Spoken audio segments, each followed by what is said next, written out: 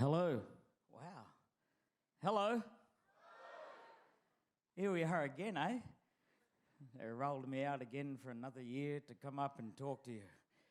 So I thought I'd bring this young fella. For some of you people that run real quickly in the 100, you'll see him, Jacko and Lester on Iron Pot playing the UTA50. So these fellas here have been sort of playing up there for 10 years now, eh? Come on, man, I know you grew a beard, and it's all right. 6 years, maybe. So tonight under Star, this is Mitchell Didge Chatfield. There's another guy, Jacko. Yeah, give him a clap. He played 1 year.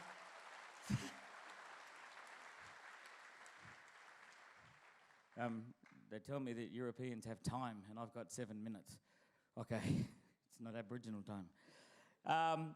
He's been playing out there for years. So tonight I'm going to start with my welcome and then do my talk, because in traditional practices, the UTA50 is not used for ceremony on Gundungurra country. As per that bit of a clip, you're running on Gundungurra country. And this event, for over a decade now that I've been around here, have always paid respect to my elders past and present.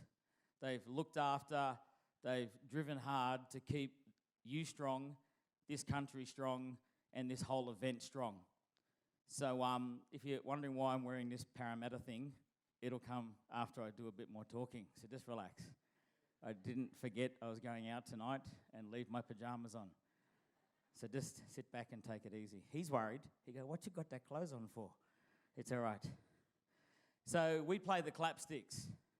My mum was Auntie Mary King. She was a Gundungurra lady, born on Gundungurra country here at South Katoomba Mission, the Gully Gargaree, where the swimming pool is in Katoomba, where that checkpoint is. My mum was born just out there, just a few doors down, and she loved country. My granddad, Essie Cooper, was born in the Burragarang Valley. We're Birrabin, and Birrabin is emu, hence the emu on my face, and lyrebird, hence the lyrebird. You'll hear those lyrebirds tomorrow. They trust you not to eat them because we never ate them. They sort of look at you and go, "They're those lovely people that lived here for thousands of years. They look a bit tired today. They've got a lot of stuff on their back.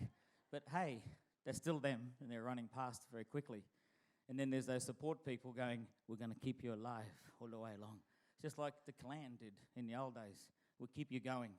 So I'm just going to welcome you. Mitchell will play the UTA50. I'm going to do a brief little talk which relates to country, and then I'll hand over to the bosses.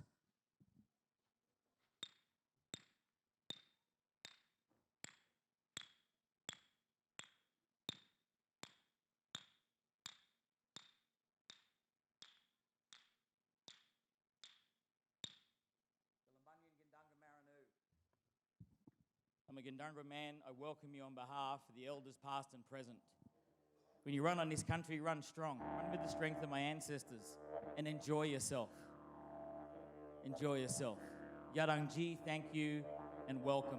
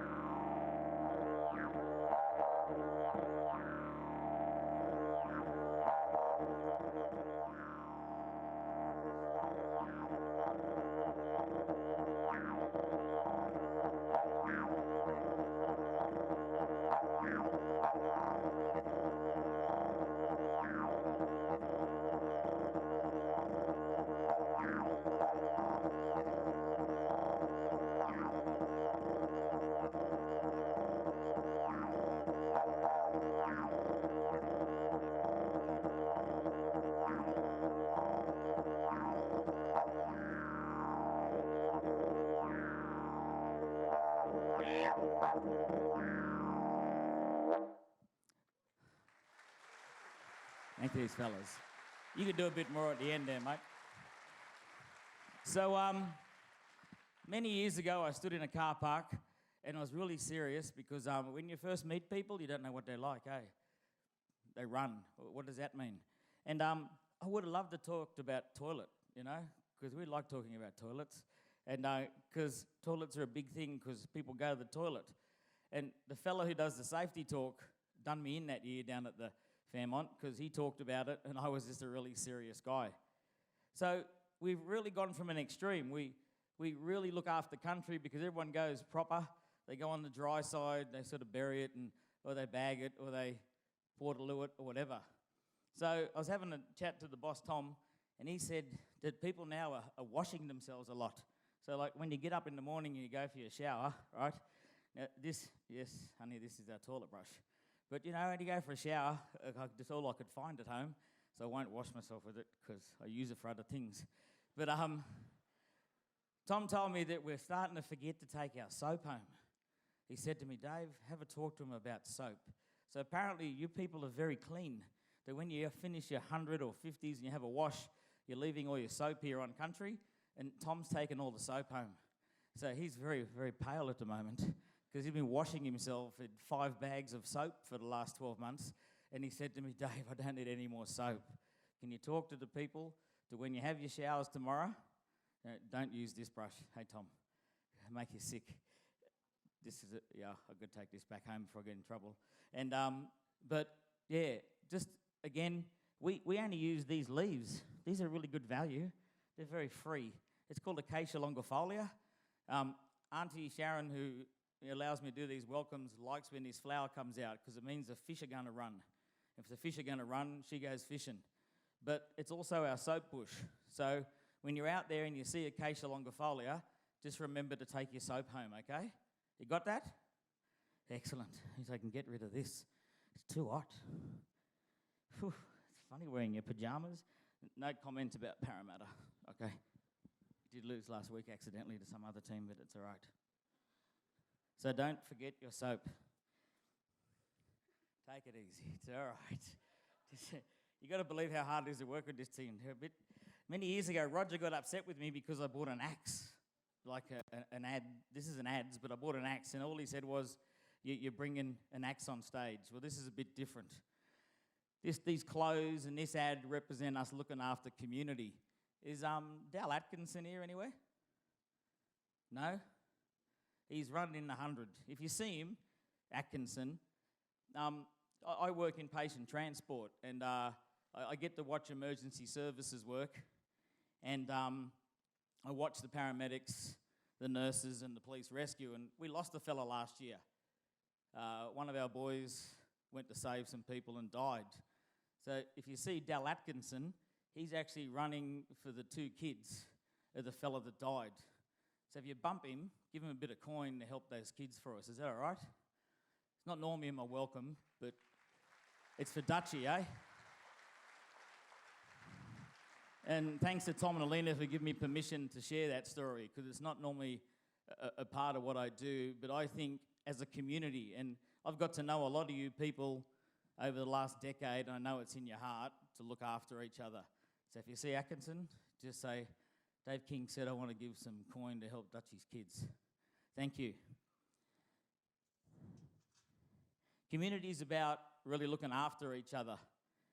And over the last 2 days, I watched this bloke run the 11Ks.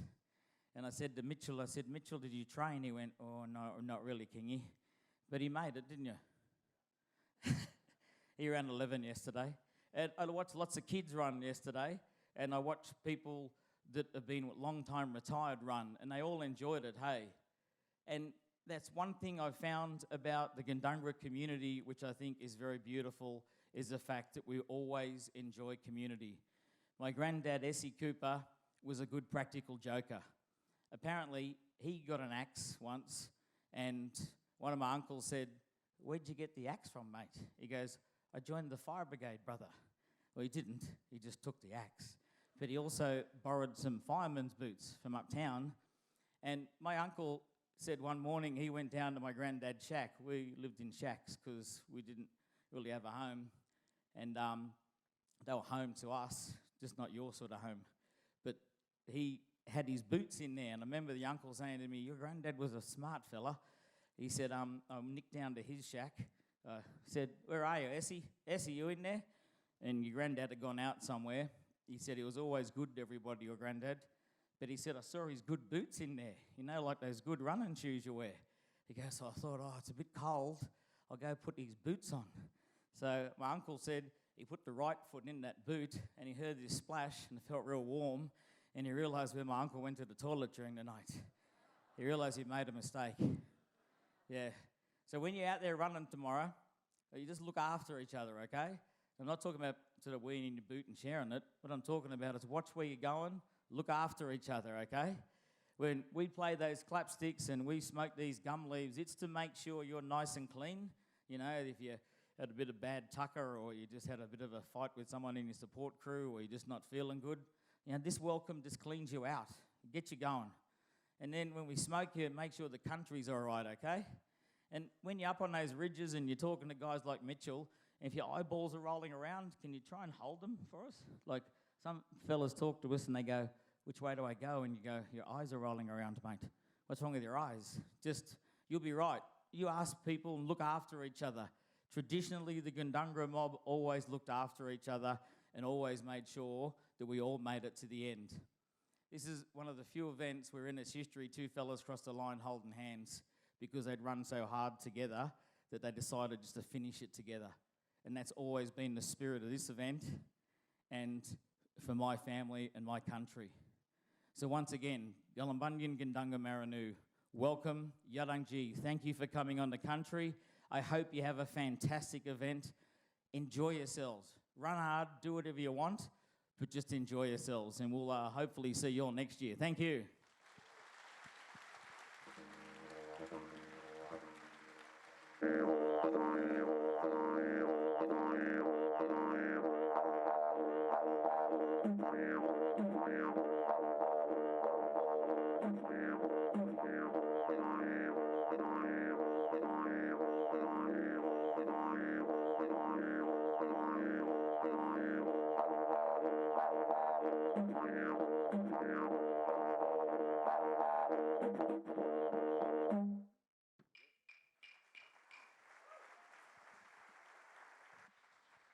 Thank you, David King.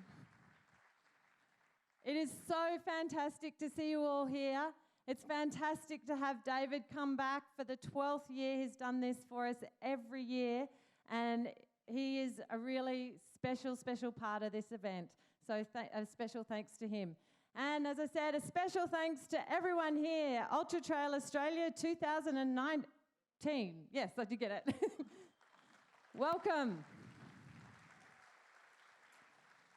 So just before we kick off with all the technical stuff, I just wanted to say a quick thank you to many people that make this event possible. But the first one is our landholders. In particular, the New South Wales National Parks and Wildlife Service, the Blue Mountain City Council, and we have various private landholders, particularly down in the Megalong Valley. And a big thank you to all of those, because without their support, their continuing support, this event wouldn't happen. A special thanks to Lucas Trahey and Event Safety Services, who provide all the medical and safety services for the event, as well as building the Taros ladders for those that are doing the 100K. We have an amazing, absolutely amazing group of staff that make this happen, that have been absolutely working their butts off for the last couple of weeks. So a big thank you to those, but very importantly is a big thank you to our 800 or so volunteers. And most of that is you, so thank you.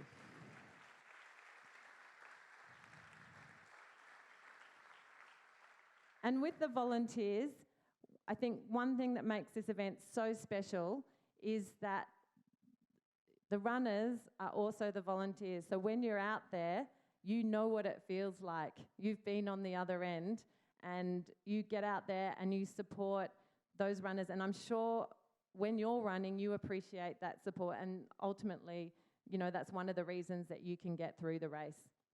The other one, of course, is all our wonderful sponsors. So a big thank you to them as well. I'd like to get this moving by welcoming up Cameron Chaffee from National Parks.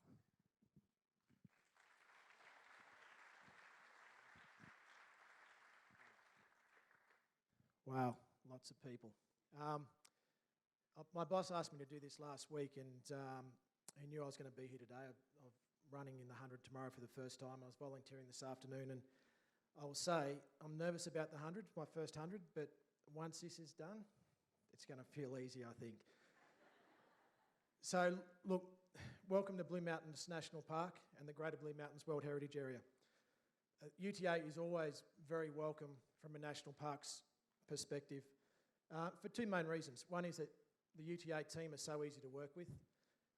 We look after a very special area, and we put some fairly stringent conditions on how it's used, and UTA are always very receptive and work with us on that. The other reason we welcome UTA is because the runners are invariably respectful of the landscape we're running in. Over 10 or 12 years, there's barely been a complaint about rubbish left on course or runners misbehaving, and when we get that, we welcome people back with open arms. The landscape that we're going to be running in tomorrow has local, national and international cultural and environmental significance. Particularly significant for the Aboriginal custodians who have relied on these lands for thousands of years. And I'd like to acknowledge and pay my respects to the elders past, present and future, particularly of the Gundungara community. As trail runners, and as a trail runner myself, I find that where we run as important as why we run or the people we run with. And tomorrow, when you're out there, you're going to be on a course that's spectacular, basically from start to finish. And when you're out there and you're hurting a bit, take the time to stop and actually absorb the landscape you're in. It's absolutely spectacular, and you don't get too many trail runs that access the places you'll see tomorrow. So make sure you take that time. And while you're out there, part of what makes this run interesting and exciting is you share the trails with all our other visitors. We get about 1.5 million visitors a year on our walking tracks around Katoomba, Wentworth Falls and Lura. The trails aren't closed tomorrow, so be patient. There's going to be lots of other people out there, particularly on some of those pinch points around Giant Stairs or Lura Cascades. There's going to be other people enjoying the same environment we are. So I just ask for a bit of patience in those areas and to respect the other users. I've only got 2 minutes, which is great, so I'm just going to start to wind up and thank all the national parks and wildlife staff who work tirelessly behind the scenes day in, day out to make sure the roads are in good condition, the walking tracks are trafficable and we can get around. And my staff from my team who work to make sure that all the consents and licences and all the really boring stuff that needs to happen are in place to make sure these events occur. It's a lot of work and we really appreciate what they do. So to finish up, on behalf of National Parks and Wildlife Service, welcome. Look after yourselves and look after the other runners out there, and I'll see you at the start. Thank you.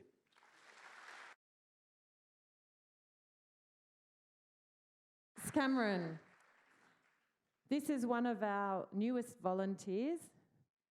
I don't know if there's an age restriction, but anyway, this is my son Jackson, and he's been out running the kids zone all day. Our next person I'd like to bring up is Marie Salmons from Ultratrail World Tour. So Ultratrail Australia is part of the Ultratrail World Tour, and Marie has come from, I don't know, this time, Switzerland or France to run, and she ran in the 11 yesterday, and tomorrow she'll be cheering. Yes. Good evening, everyone. I'm just going to take 1 minute, but just maybe for those who don't know, Ultratrail Australia is one of the founder races of Ultratrail World Tour. So when we started, we had 10 races, and Ultratrail Australia was in.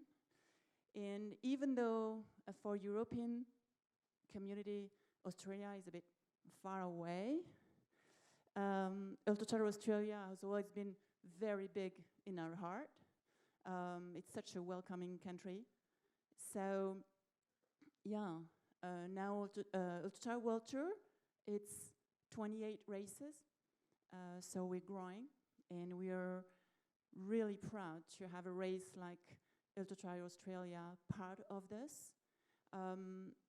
Last time I was here was 3 years ago, and I've seen a huge growth. This is just amazing how big now this event is. So congratulations to all of you, and of course I wish you all a wonderful time tomorrow. Okay, good night. Thanks, Marie. Our next person on the stage is our very, very important Lucas Trehi.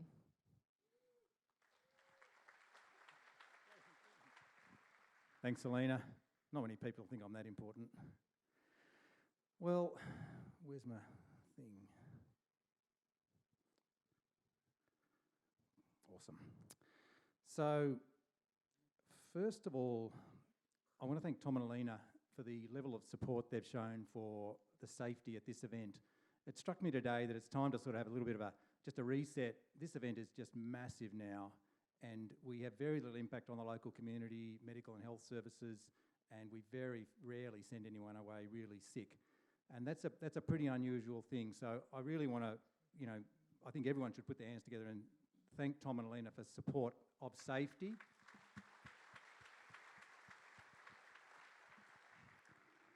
There's many, many events around the country, and this is a really good one to be involved in. We feel very privileged.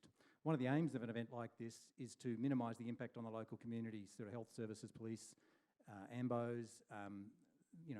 There's two ambulance officers in Katoomba, there's 2 in Springwood, and there's a couple down at Lithgow. So if we started drawing too many ambos out of the circulation, we're going to sort of have quite an impact. So it's very nice that we don't do that.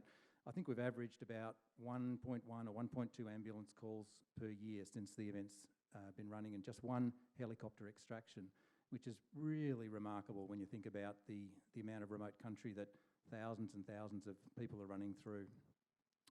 There's two partners that have contributed to that. One is the running community have contributed to this remarkable safety record. The fact that you stop and help so readily isn't that common in a lot of sports, but we've seen runners stop and help someone for an hour and a half and stand there and give them their clothes and look after them, and it's just an awesome thing that Tom and Alina and the organisers and all the helpers have encouraged such a positive, caring attitude, and it's a fantastic thing to be part of.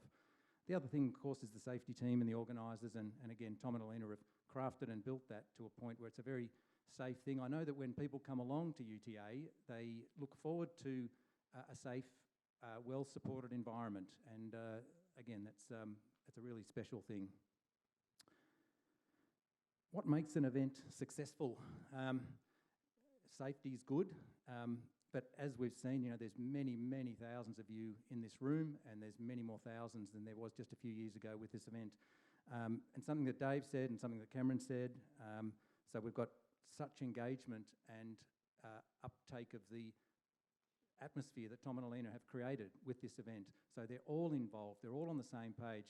Dave talked about the country and the caring that's been here for hundreds of generations of his people. National Parks have the same attitude. Council's awesome. Wendy Dolan, who works with us, is an amazing supportive resource. These things all combine, and again, they're not that common. So what Tom and Alina have created here is very special in many, many ways. So I'm going to tell you a short story about some very happy runners who signed up for UTA over the years, and they gradually became very sad people. And it's just a little bit of a warning for you about a couple of issues. In the early days of UTA, we used to see about 5 or 6 people in hospital each year with a couple of complaints. The 2 things that caused the most issues were over-drinking and giving themselves water toxicity, hyponatremia, and taking too many tablets, particularly non-steroidal anti-inflammatories. So I would go to Katoomba Hospital after the event each year, and I'd go to the wards just to see how the people were going who we'd put in there the night before. So I'd rock around, I'd see them, and there's fit, healthy, usually young people, and they kind of didn't know what had hit them. They were puzzled, and they've got the white sheets, they're the fittest they've ever been in their lives, they've trained to their peak, they've timed it, they've tapered well, they've had perfect nutrition, they've done everything right, and they're in hospital. What went on? Now the 2 things, now we've since eliminated it through fairly aggressive and consistent messaging about these two items which put those people in hospital. For the last 2 years, we haven't put anyone in hospital with either of those two complaints. And a huge part of that is that you runners as a community have taken on board the messages, and you're no longer overhydrating as much, and you're no longer taking as many non-steroidal anti-inflammatories. And we see that from the statistics. So first of all, don't overdo the tablets. So non-steroidal anti-inflammatories are things like ibuprofen and Nurofen. Now, they're very hard on your kidneys. If you take them combined with a high level of intense exercise or just a long period, you're really putting your kidneys a lot of strain. And if your kidneys are already under strain from doing a very hard, long event, they're filtering your blood. And if you add ibuprofen or Nurofen to that mix, you're going to increase the chances of ending up in hospital, puzzled about what happened, enormously. So Dr. Merv Cross is a sports medicine doctor in Sydney. His advice to his runners is abstinence for 3 days before and after a serious endurance event. So you know that thing you hear where, look guys, don't change anything you do in training on race day. That's a really important thing, and that's a really good rule. There's two exceptions. One is if you take anti-inflammatories, our high recommendation is not to take them on the race. You'll increase your chances of having kidney problems drastically. The other one is hyponatremia. So remember, if you Google hydration for ultra running, 8 out of 10 of the posts will tell you things which we now know are myths.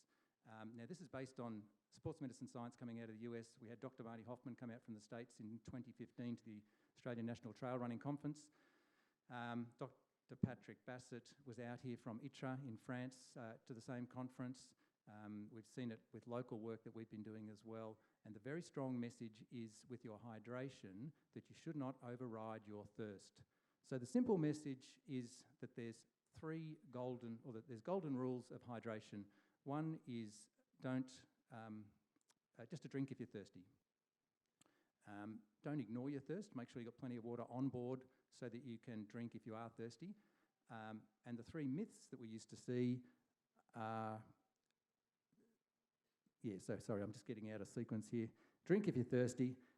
Don't preload, and don't drink to a schedule.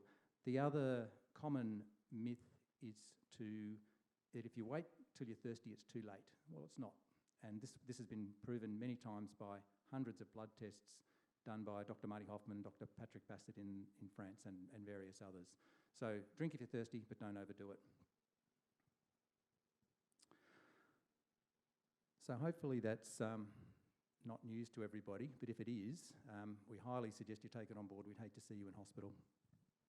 Now, in other news around the course, the roads are open to the public. So if you come up to a road, there's usually a marshal there, but you don't have right-of-way always, and they'll often stop you.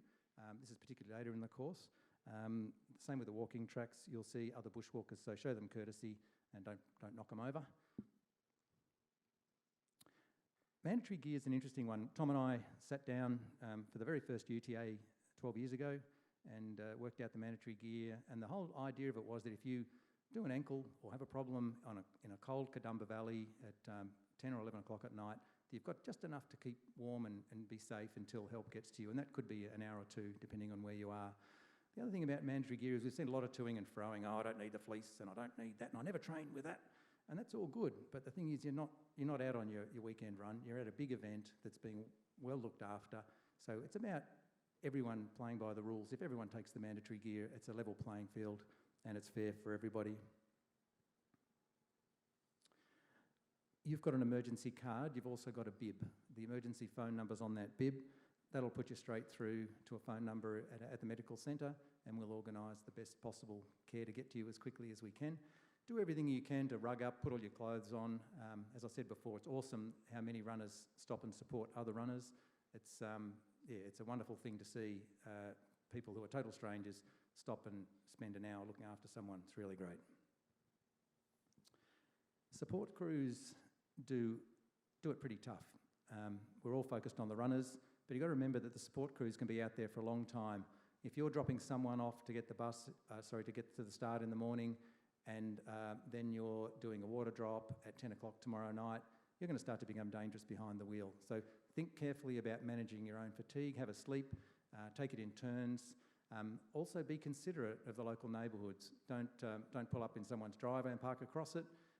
Don't make noise and slam doors and yell out and toot horns late at night. There's people who have no interest in trail running who live here, and it's important that we maintain their goodwill for the event. So just be considerate and particularly support crews. Look after yourselves. Remember the normal road rules apply. You can't go hooting around just because you're in a hurry because your runner's waiting for you. The normal rules apply.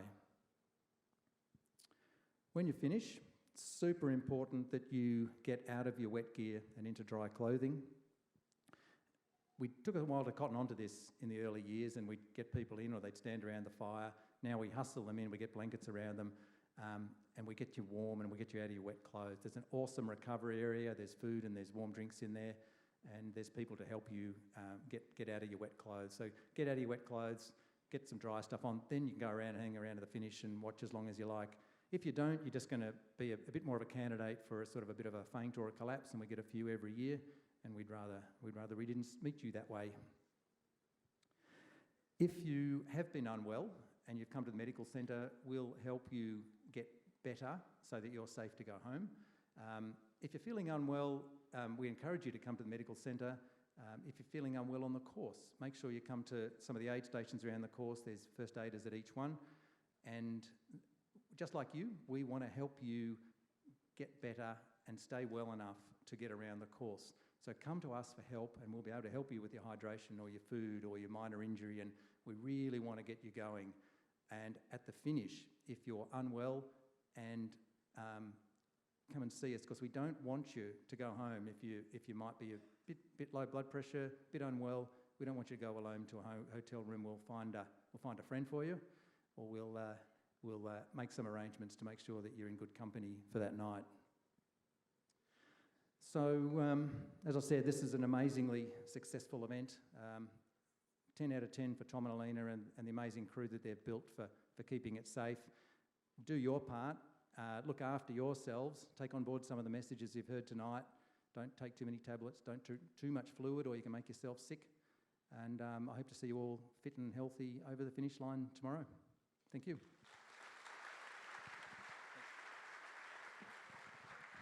Thanks, Lucas.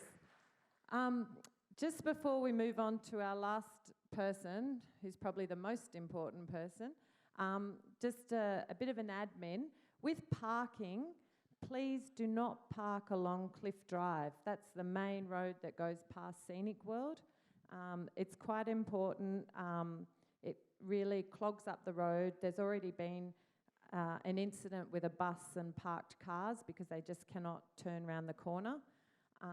And it's a requirement from council that we try and not let somehow people park on that road. So if you can bear that in mind, there is a road closure tomorrow, so you can't come in here anyway, but just no parking on Cliff Drive.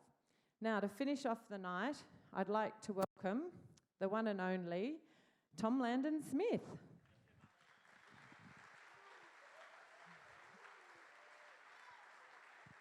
Shall we try that again? I'd like to welcome... Hello,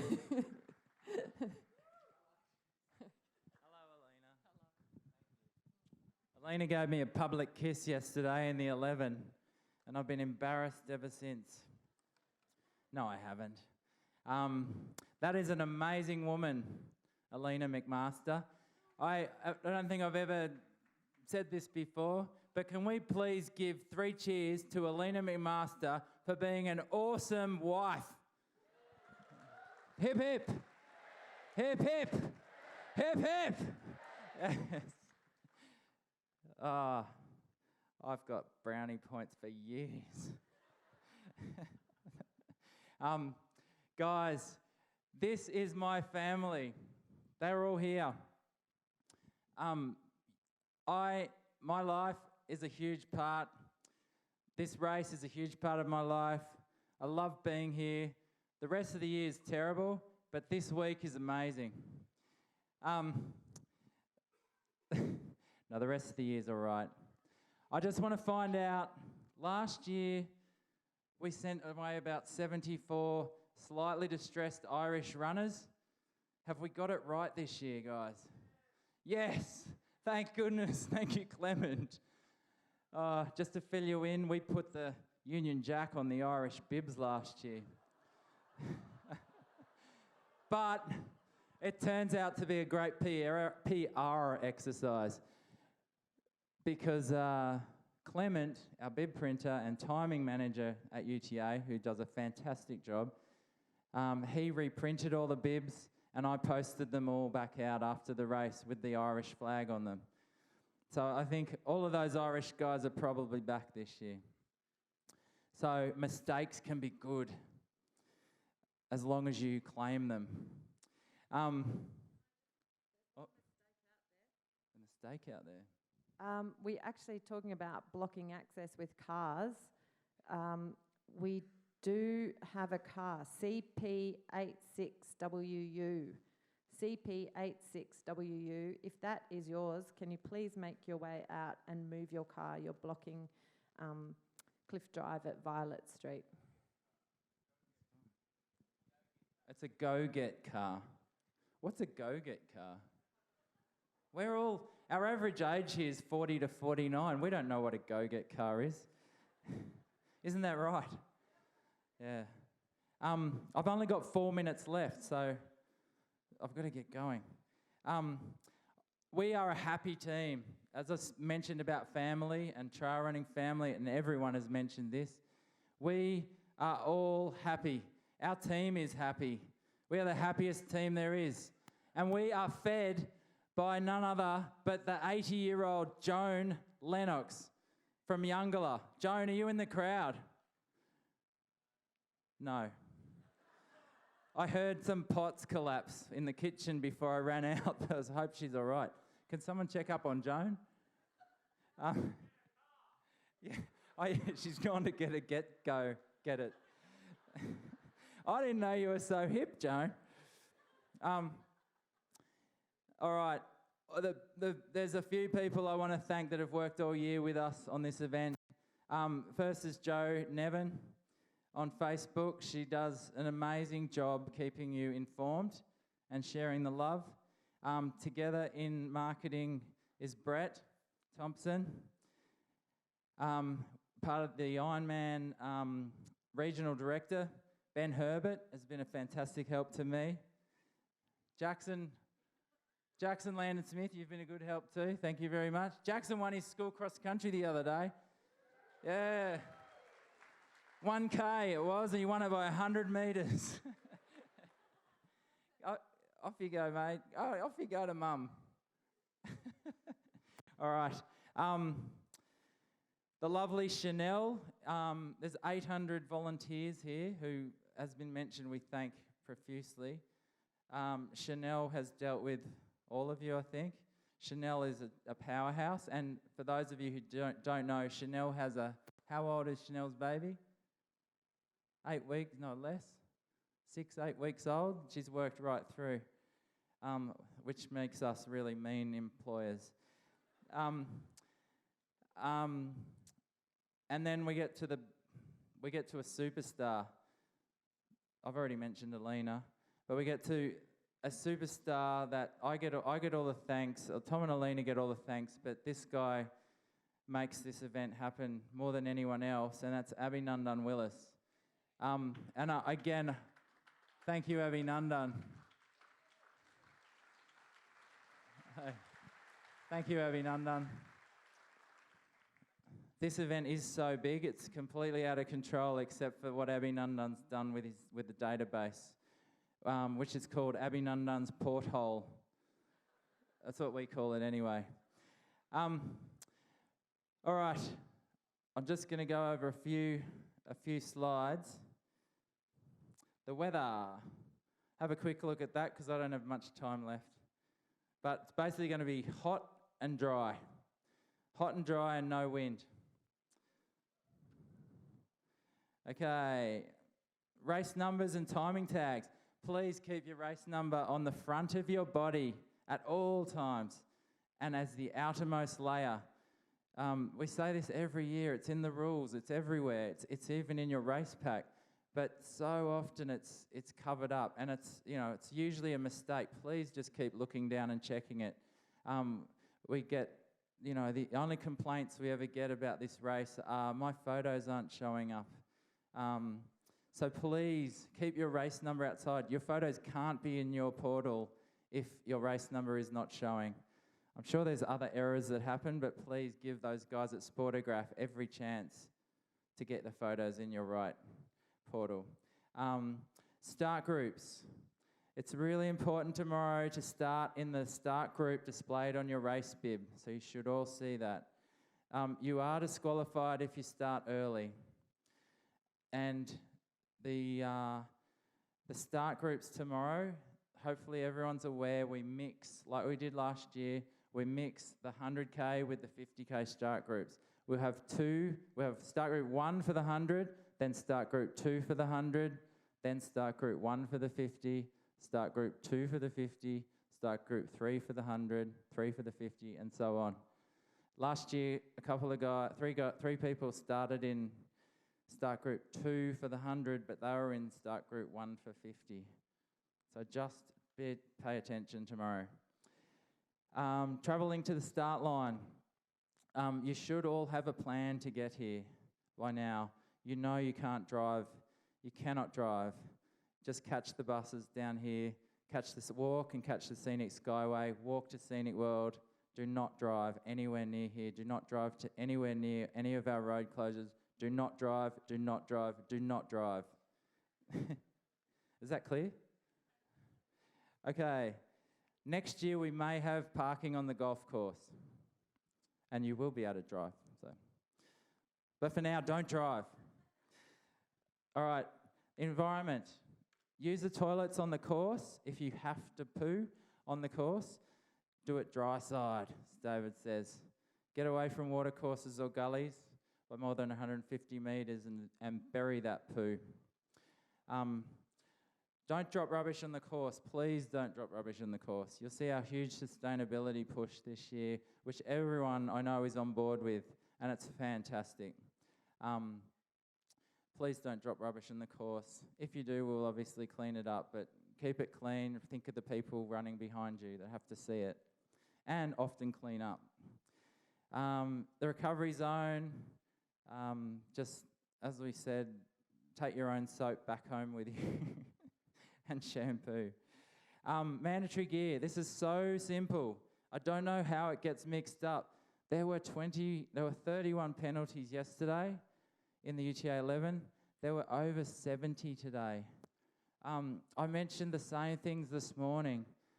I don't understand. I do not understand. Please check your mandatory gear tonight. I don't want any penalties tomorrow. Please, please, please. Carry all the mandatory gear at all times. It's simple. There are 40-minute to 2-hour penalties applying per missing item. The UTA50, you do not need your high-vis vest tomorrow. And the UTA100, you do not need your waterproof pants at all. And the fleece will use scenario 2. So I'm not going to go through that, but go home and look at the mandatory gear list for the UTA100 fleece. Even though it's going to be 8 degrees, the people at the back are still going to get cold. Course marking. That's how it's marked. Thank you to our 2 chief course markers again this year, Easy, Maya and Steve. What? Yeah, I know that. Steve Hanley. Split points. There's tomorrow morning in the UTA50 and 100. At the 1K mark, there's your first split point where the 100 will go straight along Cliff Drive. The 50 will turn left down Glen Raphael Drive. It's at the 1 kilometre mark. The marshals will be directing you and there'll be signage. The start group shouldn't be mixed up at that time. However, you need to, just in case there's an error happening, if you're on the 50, turn left and head down Glen Raphael Drive at the 1K mark. The second split point is at the 4.8K for the 100 and the 6.8K for the 50. This worked 100% last year. There's that signage will be there. There's plenty of marshals. There's even catching marshals. The 50K runners just continue straight ahead, and the 100K runners turn right and head down Katoomba Cascades. Okay, key course points. Iron Pot Ridge in the UTA100 at the 34.5K mark. It's an out and back section. Do not miss a section where you need to go out and back at the 34.5K mark. It's only about 250 metres out and 250 metres back, and Mitchell and Michael Jackson and David King will be out there. Yeah, I said Mitchell. Yeah. Everyone used to laugh when I mentioned Michael Jackson, but they don't anymore. Everyone's used to him. Lester's out there too. Yeah, I think so. And then the Lura Forest area, it's in the 100 and the 50. You can see the distances there, but it's you go past and through Lura Forest and go for a couple of 100 metres at the 62K mark for the 100 and the 10K mark for the 50. You'll be coming back that way towards the end of the race in the 95K mark for the 100 and the 45K mark for the 50. Sublime Point Road, you run along Sublime Point Road, just stay to the left of the cones, and Tableland Road, stay to the right of the cones. Tableland Road is heading down to checkpoint 5. Course congestion, the UTA100, a landslide gets a bit busy, the Golden Stairs get a bit busy, and the terrace ladders get a bit busy. The UTA50 Giant Stairway will also get a bit busy. So just take it easy. On the Giant Stairway, the marshals will be saying this as well, but just if there, as Cameron said, there are plenty of tourists out on these tracks. It's a hot day heading towards winter, and heaps of Sydney-siders will be out there tomorrow. So expect congestion for the UTA100 at the time of day they're going down. Expect some tourists on there. So what we say is, if you're approaching a tourist on the track or another walker on the track, stop running 5 metres before you're getting to pass them. Walk that final 5 metres, and then you can start running after you pass them again. If you can run by that stage still.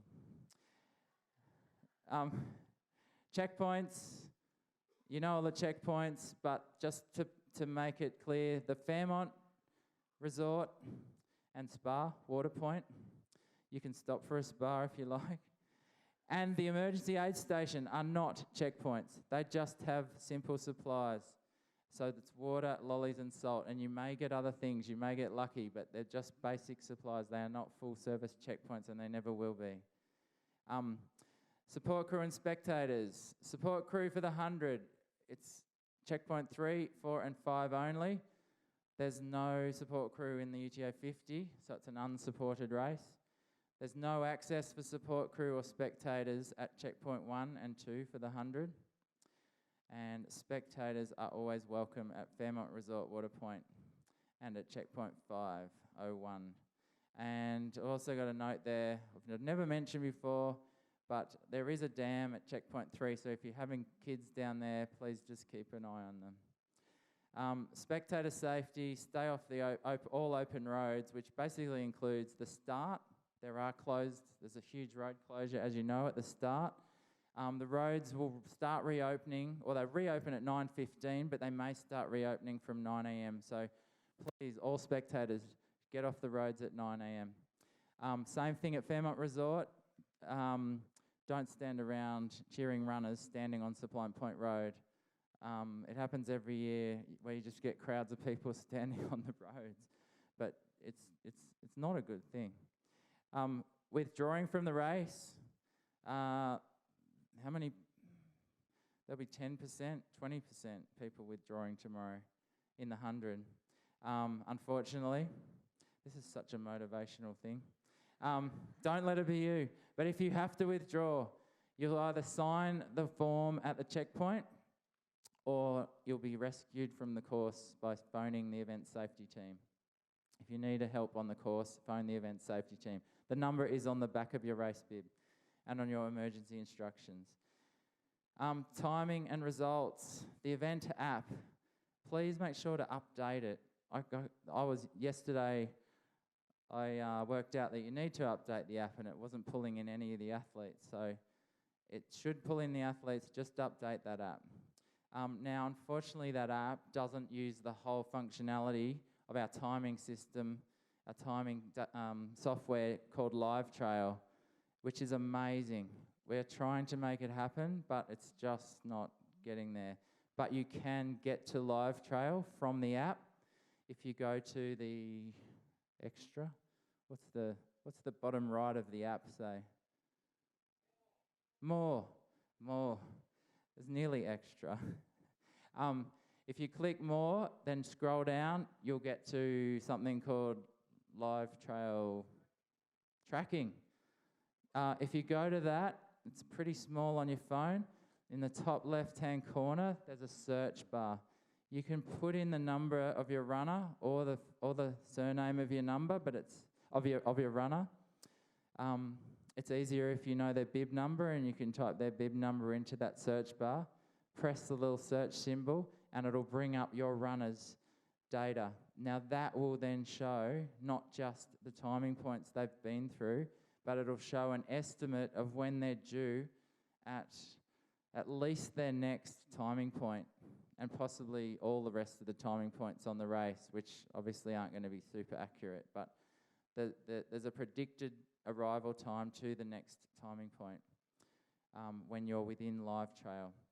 There's also if you scroll across within that athlete, there's a map, and it gives you a predicted position on a map. It looks like they're carrying a GPS tracker, but it's not. It's just moving a dot along a map of your runner. That's really useful. Unfortunately, it's not in the app, but I'd suggest you have a look at that if you're trying to track your runner. It's not 100% accurate, but it gives you a really good idea. Then we have got, back to the app. Go back. Oh, you don't have to. Oh, that's okay. Back to the app. There is also, if you're on the Ultratrail website, there's also, if you click runners at the top and go down to GPS and predictive tracking, then you can see a map of the top 15 runners at that time. I think it's the top 7 men or 8 men and 7 women. I'm not 100%, but it will show the top runners, and you can also choose a tab that will show your favourite runners as well, and you can have up to 15 favourite runners within Ultratrail. Post-race, the recovery zone at CMS. I've only got one more page after this. Recovery zone at CMS. You get food and drink. The medical centre, please go there if you're feeling ill. I went there for 2 sleeps last year. Showers, massage, drop bags, physio. Are we allowing support crew in there? None. One? No, it's only the runner can go into the recovery zone, simply because it's just too small.